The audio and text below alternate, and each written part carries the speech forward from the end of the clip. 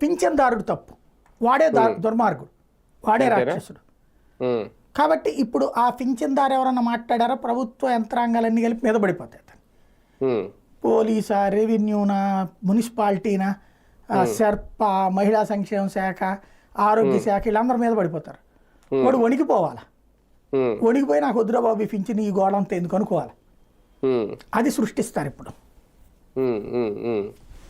అంటే ఇప్పుడు వాళ్ళకి ఏంటి సార్, ఇప్పుడు వాళ్ళకి ఏదో ఒక టైం ఇస్తానంటున్నారట, వివరణ కోరుతున్నారు, సరైన వివరణ లేకపోతే తీసేస్తారు అనేది వీళ్ళు రాసుకొస్తున్నారు.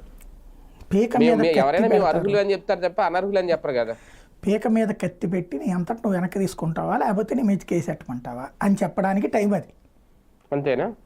వాళ్ళంతటా వాళ్ళే రాసియాలి, అయ్యా నేను ఇదివరకు అర్హుడినేమో కానీ ఇప్పుడు అనర్హుడిని, ఇప్పుడున్న నా ఆర్థిక పరిస్థితి రీత్యా దయచేసి నాకు పింఛన్ తీసేయండి అని చెప్పి వాళ్ళు రాసిస్తే ఓకే, లేదంటే లోపలేస్తామని వెదరేయడం అనమాట. బేసిక్గా ఇక్కడ కాన్సెప్ట్ ఏంటంటే నిజంగా చట్టబద్ధంగా ఓ మాట అనుకుందాం, దాని పేరేంటి, సదరం సర్టిఫికెట్ ఏదైతే వికలాంగులకి ఇచ్చే సర్టిఫికెట్, అందులో 90% దాకా వైకల్యం ఉంటే 15,000 ఏమో ఇస్తారు, మామూలుది ఉంటే 6,000 రూపాయలు అంత ఇస్తున్నారు ఇప్పుడు. అది తప్పుడు డాక్యుమెంట్ సమర్పించాడు. సదరం సర్టిఫికేట్ మనం రాసుకోం కదండి, డాక్టర్ రాసియాలి.